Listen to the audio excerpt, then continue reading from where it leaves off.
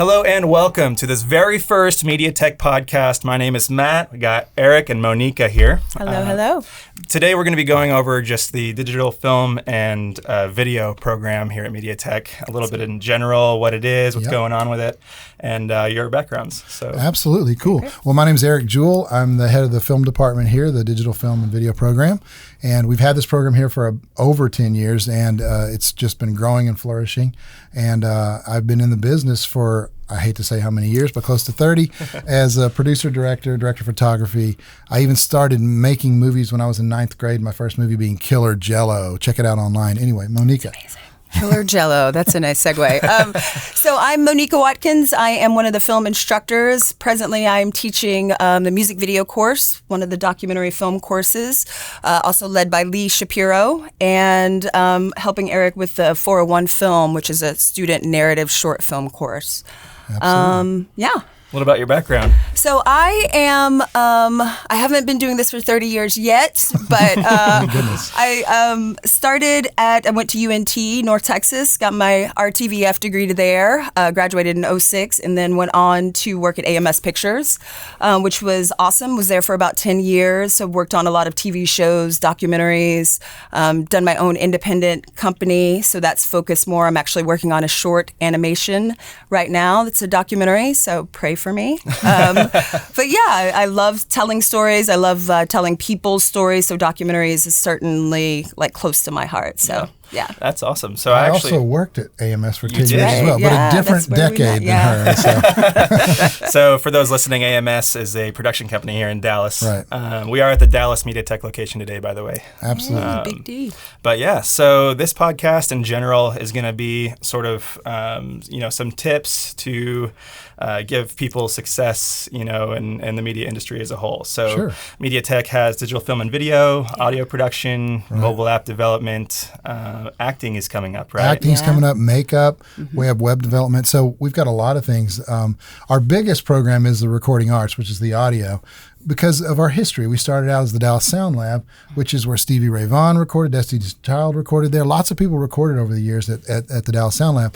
And the owner, Russell Whitaker, he at one point thought, well, a lot of the people I'm getting out of four-year colleges, they have these overall ideas of concepts, but they don't know how to actually run the gear. So he started kind of like a fun ed kind of thing, like training, and it developed into a trade school. And the audio was the very first one to come through, the recording arts, and it's still our biggest program. Right. And then the digital film is the next largest program we have here. And then they kind of go down from there. We got animation and visual effects, web development, mobile app development, acting's coming up, which has been approved. We just have to, finish it out and get it going. And then, of course, a makeup one that is also being That's going to be awesome. Yeah, and it's all kinds of makeup, not just pretty stuff. It's also like gory stuff and all that kind special of fun effects stuff. makeup. So, yeah, that's awesome. It's so really cool. I actually went to MediaTech a few years ago. That's It's a little different now. Right, a little different, but you were one of the best students we had going through thank here. You. So appreciate that. Always gotta pat the podcast guy on the back because he could take this interview in a bad way. No, just kidding. But no, actually, because you were serious about it, and but you were also in a class of some pretty serious people. Yeah, it was a good class. It was a great class, and that's great when a class can come together. Absolutely. We've got a few like that now of really good classes that they're all working together. A lot of talent, it's always helpful. For sure, and like you said, being serious about it is like the number one thing. Yeah, absolutely. You just gotta bury yourself into it, in my opinion. I agree, absolutely.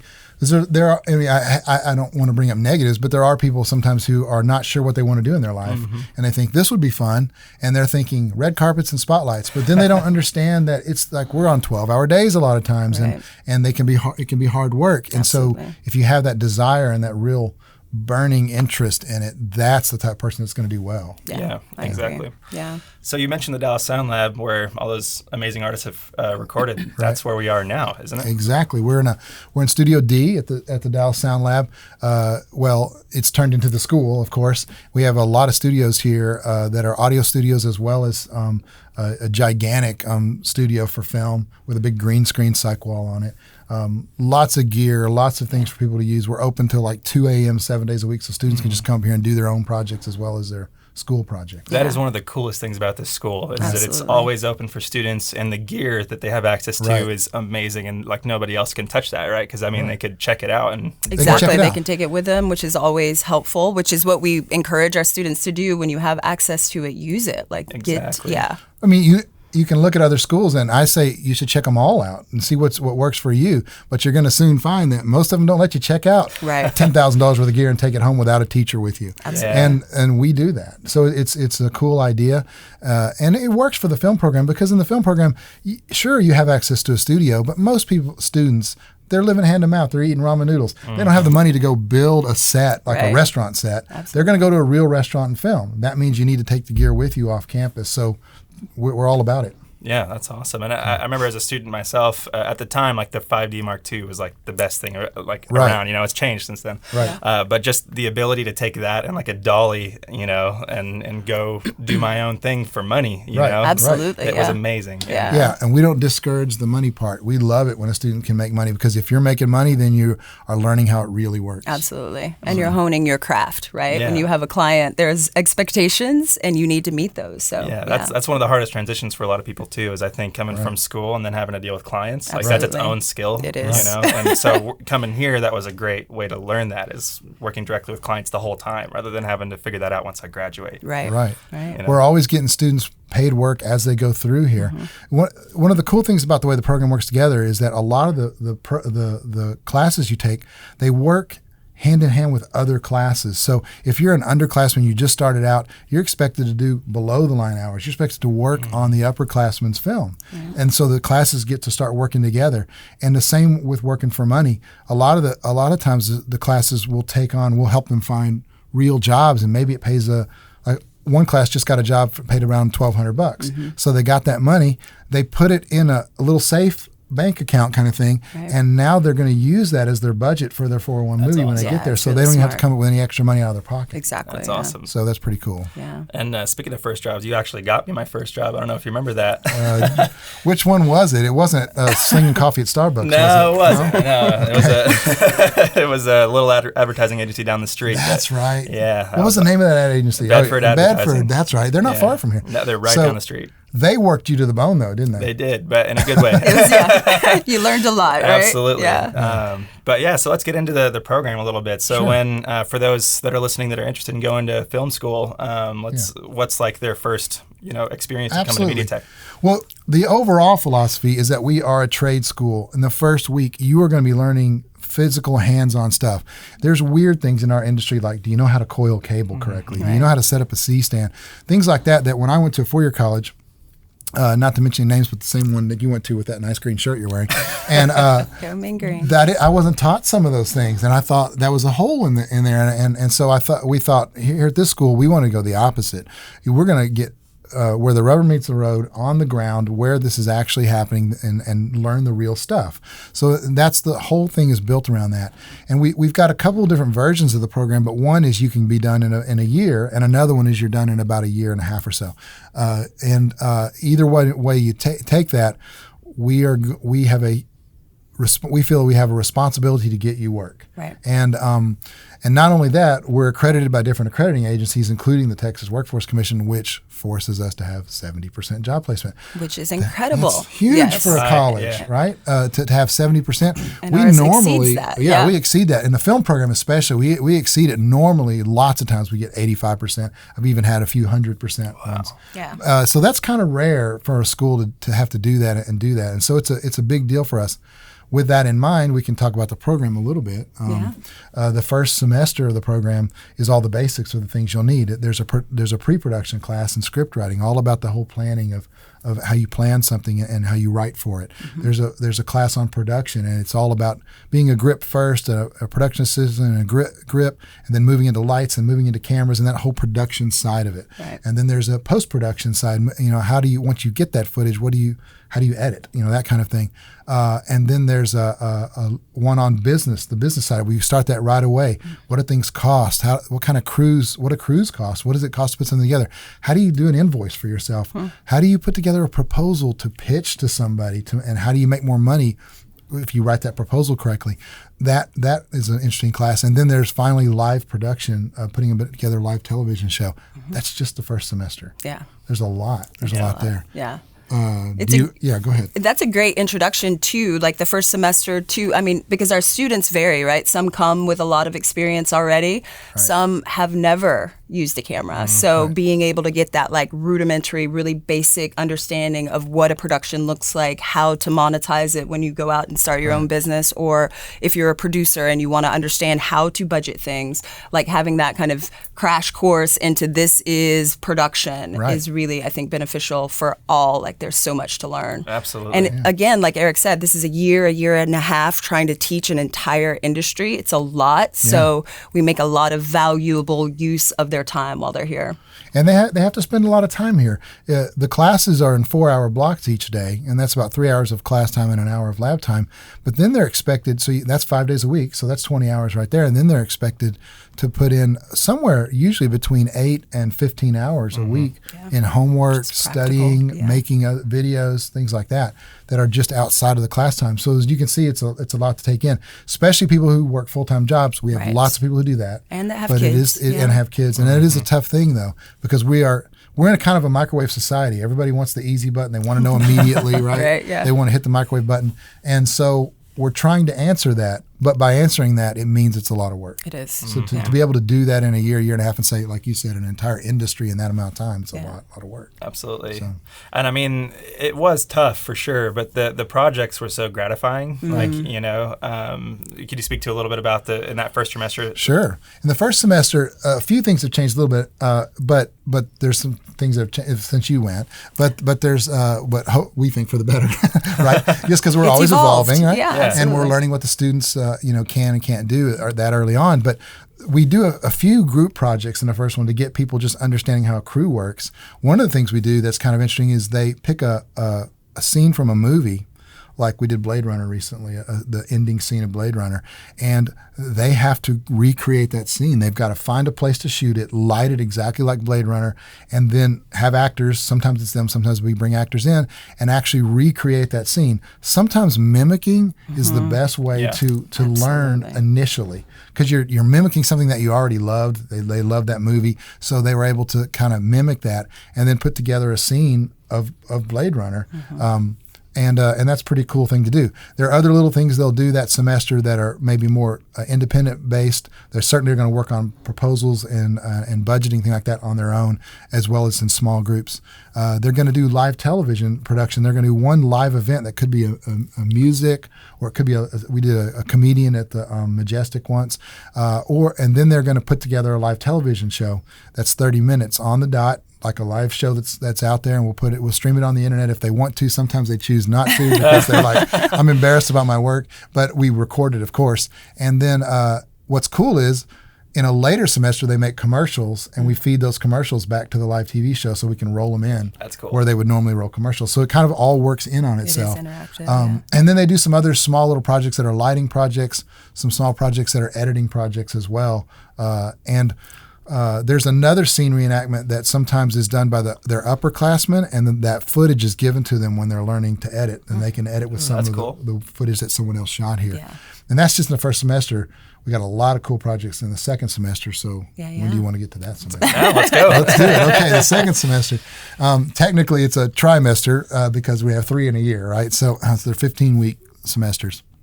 And the second one is my favorite. I usually do a lot of the teaching in there, but Monika comes in the second semester as well. And one of the classes we do, why don't you talk about your class first, which is... the second semester music video class, which I think is a crowd favorite. I think the students really love it. The way that it's set up, and Eric is in charge of a lot of the curriculum for the entire film department. He and Lee, I think, worked early on to kind of create a curriculum that really does lend itself from one semester to the next, that you're kind of these great building blocks and these ways that you can kind of synthesize what you're learning from the first semester to the second semester, which is how I see the music video class, that it is a deeper dive into lighting and being really kind of thoughtful about how visuals come across, and that's not always just cameras. It's, how you light it. What kind of lenses are you using? What is your composition? And then second, audio, like that is producing audio that is like excellent is another aspect of music videos that I think is really important. So they are kind of doing the shooting, the prep, thinking about the concept. I like to push narratives, so we're not just doing choreography and music videos. We're really thinking about telling a story in about 3 to 4 minutes in a music video. So all of those aspects, the lighting, the camera selections, the music, pre-production, and then they pull this footage in and actually edit it themselves as well. I'm testing a thing out this semester. Actually, we're doing Kendrick Lamar's Humble. So literally my students are studying that film, kind of deconstructing it, and they are going to mimic that exact music video. So they're going to shoot all of those scenes, edit it together.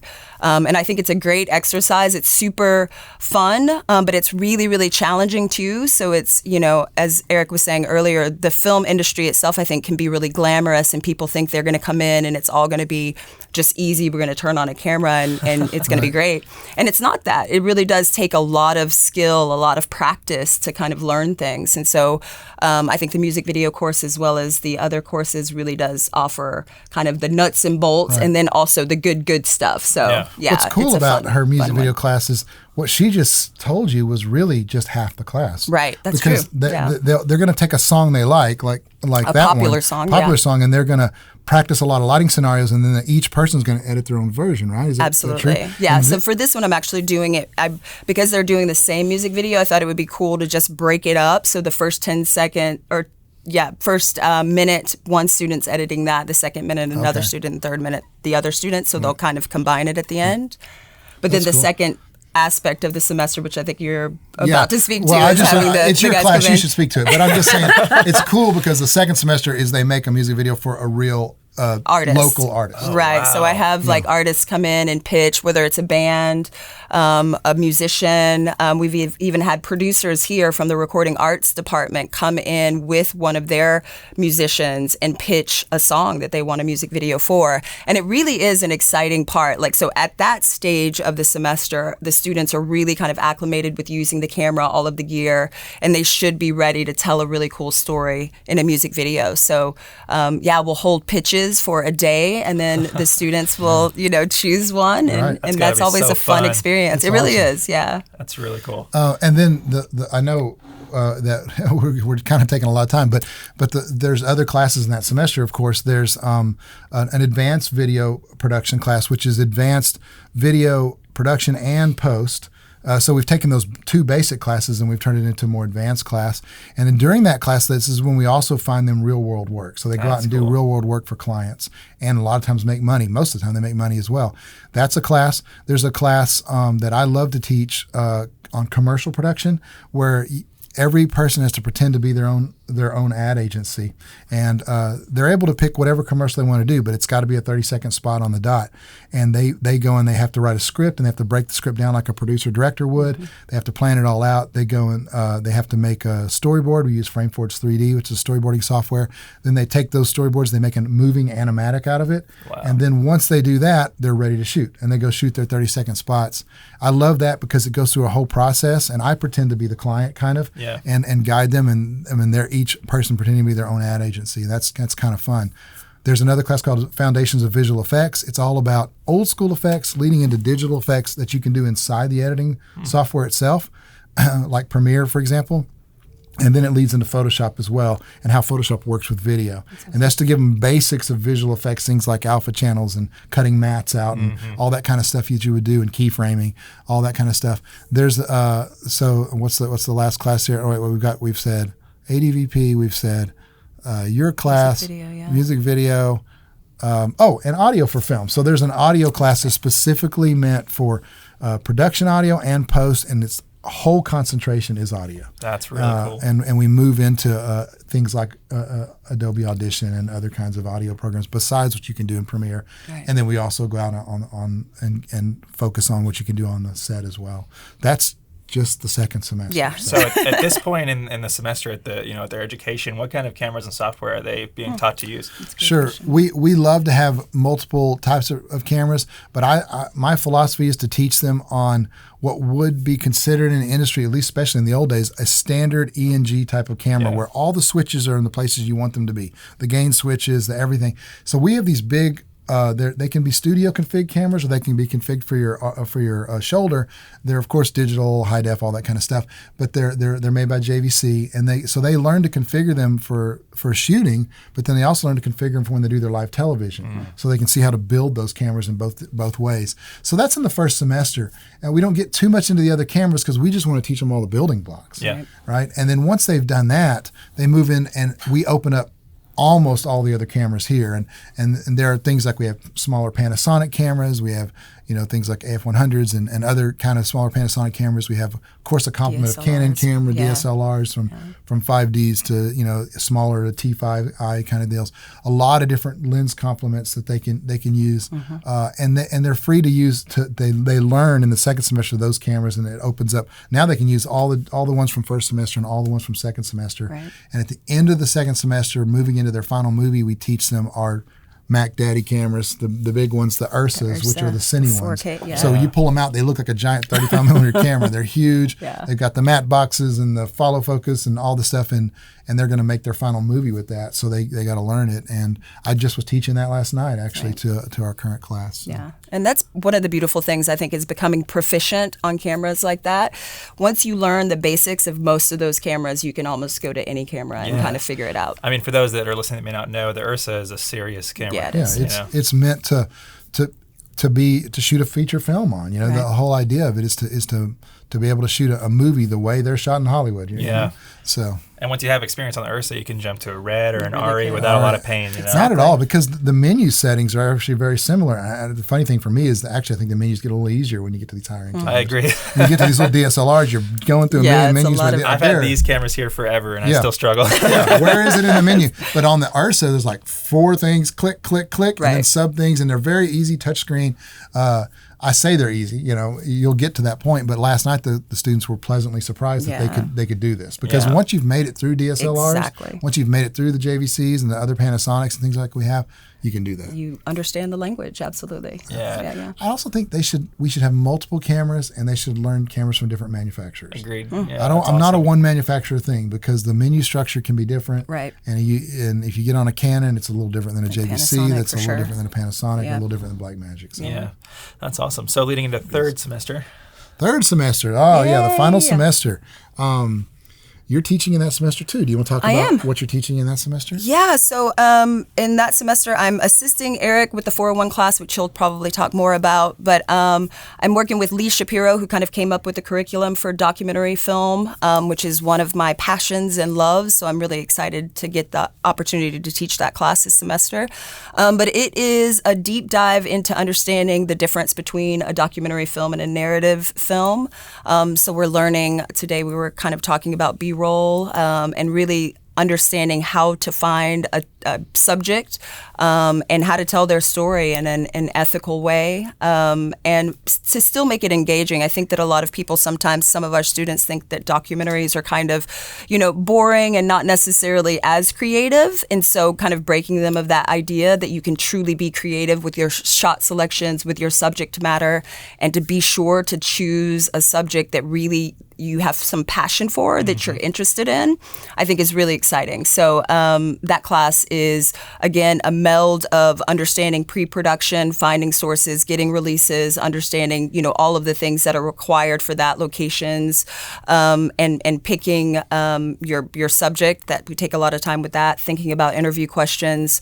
And then also the production aspect. They are doing this by themselves. So they will shoot the camera, they will do the audio, they will do all of the gripping and gaffing, which is great for them to learn because it's not easy. But once you become proficient in all of those things, I think you just really kind of up your skill set.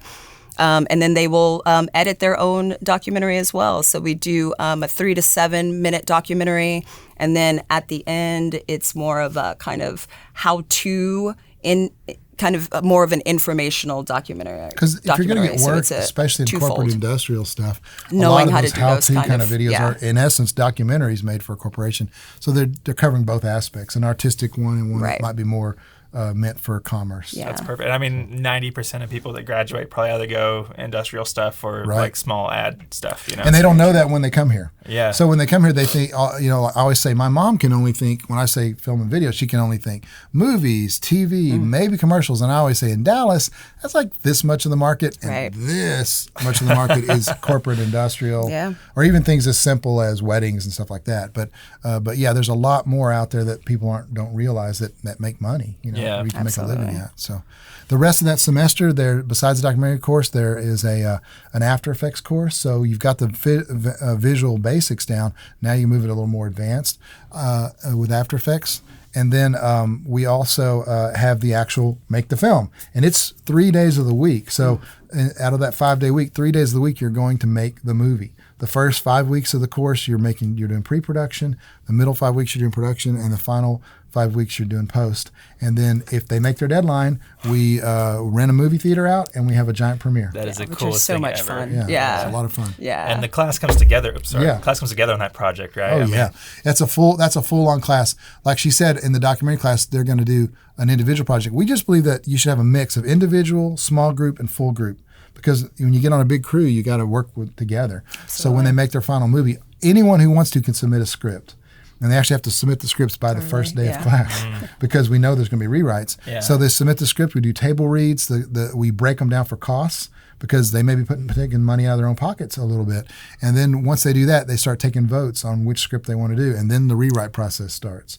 And whoever wrote the script is the head writer, and the other writers of the other scripts become on the writing staff. Yeah. And then they rewrite the script so that it becomes more of a group effort. Yeah. And that's kind of a long and sometimes painful process, too. At least it was in my experience. Yeah, and they have to really be doing pre-production at the same time. They really got to start getting actors. They got to start getting locations, props built. Absolutely. All that's got to happen while they're doing those rewrites because there's no time. They won't make that deadline to get their screening at a movie theater if they don't. And in the real world, that's how you got to do all the time is you got to overlap every stage of the process all the time. Lots of juggling, yeah. Awesome. So once they make their film, it premieres, as you said, if they get it in on time.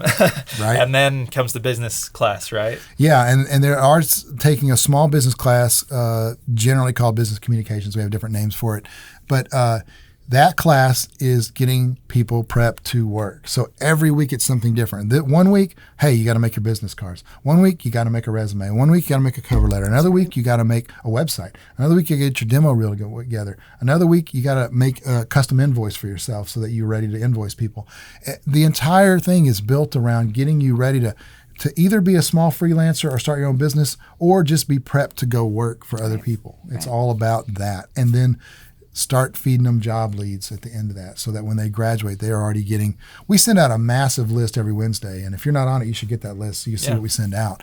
That list it's meant for grads, but you're a grad. So, so that list is massive. I mean, sometimes there's as much as 100 job leads a week. Wow. And that no one goes through the entire thing. I mean, if they did, if they spent 40 hours a week trying to get a job, they would have one pretty quickly because there's so much that's sent out. Yeah. So that's awesome. And one piece of advice I always give other people coming through film school or just those that have already graduated or whatever is free work is very important as you're coming through. Really good point. Absolutely. And working your connections that way is crucial. Well, it's all about networking, right? Yeah. I mean, at the end of the day, my daughter, I sent her, she went out to LA to try to make it.